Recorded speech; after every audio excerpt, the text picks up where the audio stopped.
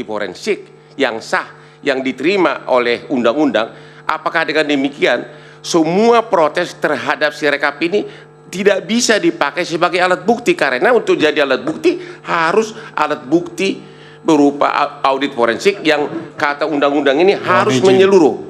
Terima kasih. Mohon izin Mulia, ahli ini bukan ahli hukum atau ahli pidana. Jadi nanti, salah. Ya, biar nanti salah pertanyaannya.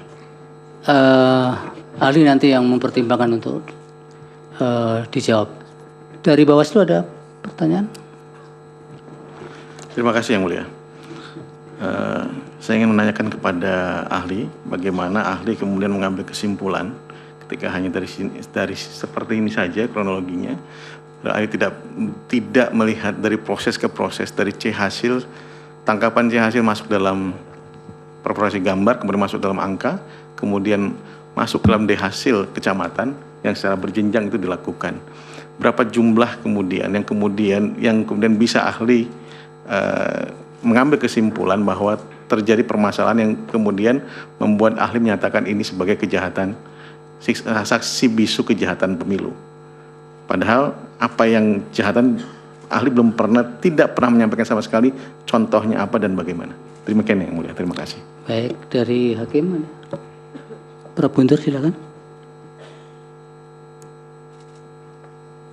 Ya, terima kasih Pak Ketua.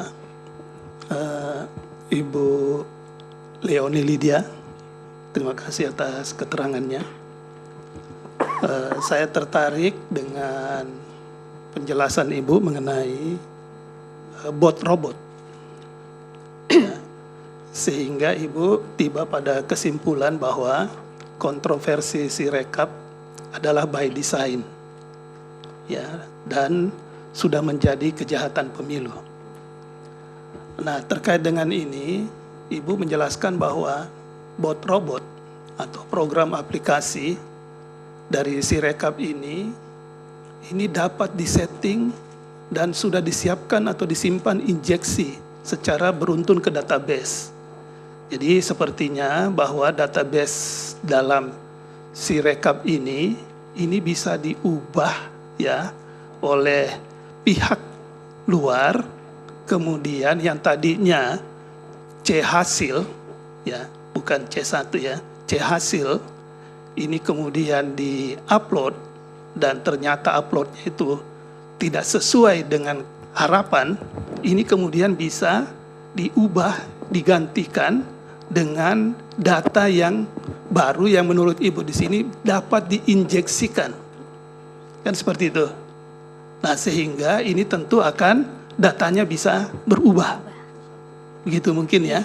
Nah, kalau seperti itu, menurut hemat saya, Ibu tolong mungkin bisa dijelaskan lebih jauh lagi, ya, dugaan Ibu itu, dan mungkin ada contoh ya yang bisa Ibu sampaikan bahwa seperti ini kondisinya gitu. Dan tentu bukan saja Ibu yang saya pengen harap menjelaskan, tetapi juga mungkin dari KPU ada tim IT-nya juga ya yang bisa kita dengarkan juga apakah memang ini bisa terjadi seperti itu. Ya, karena kalau ini memang terjadi, ya ini menjadi sesuatu yang serius ya yang perlu mungkin kita dalami lebih jauh lagi. Mungkin itu dari saya Yang Mulia. Terima kasih. Baik, Prof. Silakan Ibu dijawab singkat-singkat saja. Majelis izin. Iya. Satu aja. Jadi soal kenapa KPPS tidak diberi fungsi edit untuk jenis form unggah C hasil untuk Pilpres dan kemudian itu diberikan pada KPU, nanti KPU akan memberikan penjelasan dan bukti tambahan pada majelis. Terima kasih. Baik, silakan Ibu. Baik, terima kasih. Saya akan mulai menjawab pertanyaan dari Bapak Sira. Yang pertama adalah soal keaslian C1. C hasil dari dari hasil TPS ya. Sebetulnya kalau backdoor dan edit itu sudah diberikan pada pihak lain yang bukan menghasilkan dokumen itu, maka otentifikasi dari dokumen itu sudah tidak bisa dipertanggungjawabkan. Apalagi ketika perpindahan, pengubahan itu nggak ada catatannya. Sebetulnya bisa seandainya C hasil yang diunggah itu metadatanya ada. Tapi saya dengar metadata dari hasil unggahan itu sudah tidak ada. Nah, keaslian ini nanti juga bisa dilanjutkan nanti buktinya bahwa itu bisa berubah, tidak terkendali, dan berapa banyaknya saya tidak bisa bayangkan karena itu terbuka. Ibaratnya pintu rumah dibuka, nggak ada penjaganya karena validasi juga tidak ada.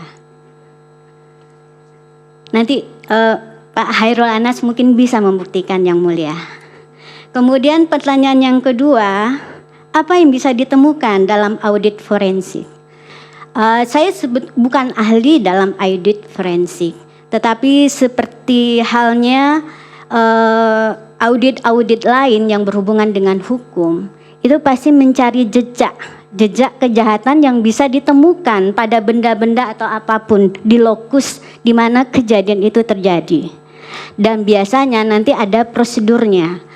Apa yang saya gambarkan tadi, flow dari alur rekapitulasi dan data apa yang dibutuhkan dan dihasilkan dari setiap proses dan siapa yang terlibat, itu akan membantu pihak audit forensik untuk melakukan pekerjaannya. Begitu yang mulia. Kemudian untuk jawaban Pak Magdir, mengenai apakah Sirekap dapat dikecualikan untuk diketahui oleh publik.